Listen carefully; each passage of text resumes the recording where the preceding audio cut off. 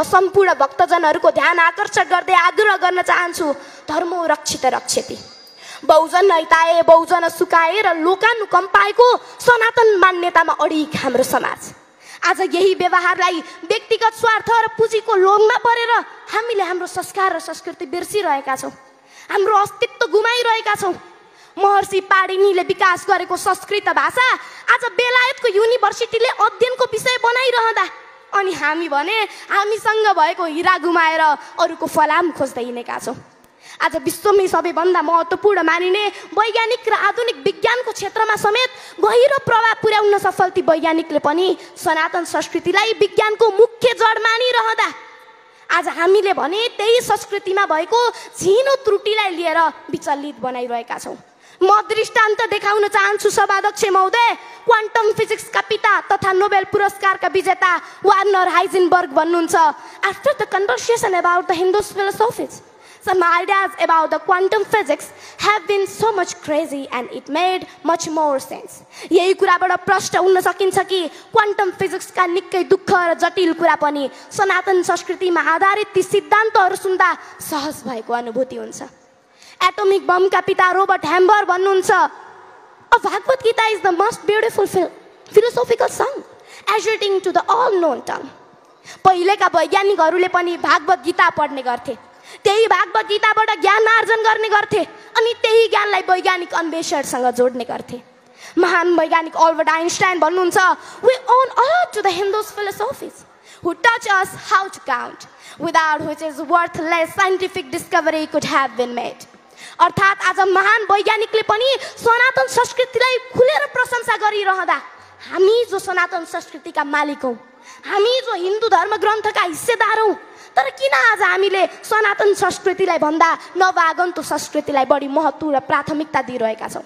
आज आम नेपालीले यसतर्फ सोच्न जरुरी छ र यो सोच्ने बेला टर्न थालिसकेको छ। आज हाम्रो भागवत गीतामा चक्रीय ब्रह्माण्डको कुरा उल्लेखित छन्।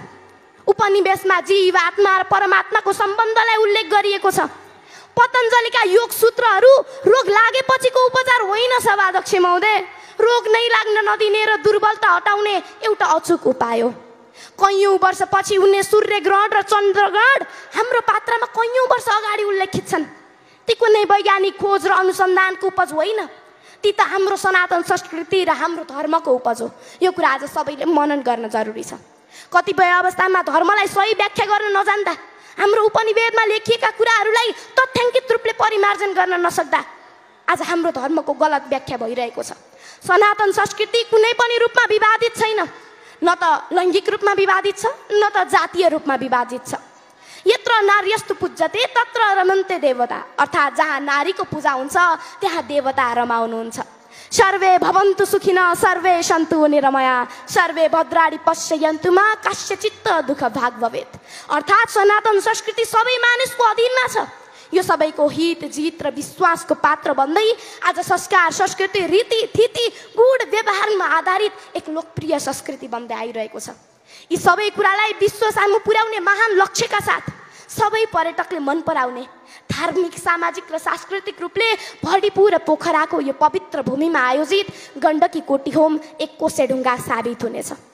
हामी जस्ता कलिला बालबालिकाहरूको लागि प्रेरणाको स्रोत बन्नेछ। उपस्थित सम्पूर्ण भक्तजनहरूको मनको पीडाको भारी बिसाउने चौतारी बन्नेछ। आजका युवाहरूको लागि ज्ञान, ध्यान र भक्तिको एक अचूक उपाय बन्नेछ। विश्व मानचित्रमा हाम्रो उपस्थिति दरिलो बनाउन यसले अहम भूमिका खेल्नेछ। आदरणीय सर्वजनहरू, धर्म आडम्बर होइन, आचरण हो, सद्व्यवहार हो, सद्विचार हो, चिन्तन हो, मनन हो, ध्यान हो, सोच हो। अपराधीलाई पनि क्षमा दिन सक्नु धर्म हो। सङ्कटमा पनि धैर्य राख्न सक्नु धर्म हो।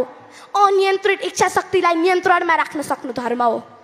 दिनदिनौदिन शारीरिक र मानसिक रूपमा शुद्धिकरण हुँदै जानु धर्म हो। बौद्धिक प्राप्तिका लागि निरन्तर पहल गर्नु धर्म हो। निरन्तर रूपमा अध्ययनशील र प्रयत्नशील बन्नु धर्म हो, जसले मानिसलाई मानिस बन्नको लागि प्रेरणा दिने गर्दछ। अन्त्यमा असतोमा सद्गमया तमसोमा ज्योतिर्गमया भन्दै आफ्ना भनाइ अन्त्य गर्न चाहन्छु। धन्यवाद। जय सनातन संस्कृति, जय गण्डकी कोटी होम। मेरो अभिभावकले सधैँ भन्ने वाक्य हरिओम तत्सत। धन्यवाद।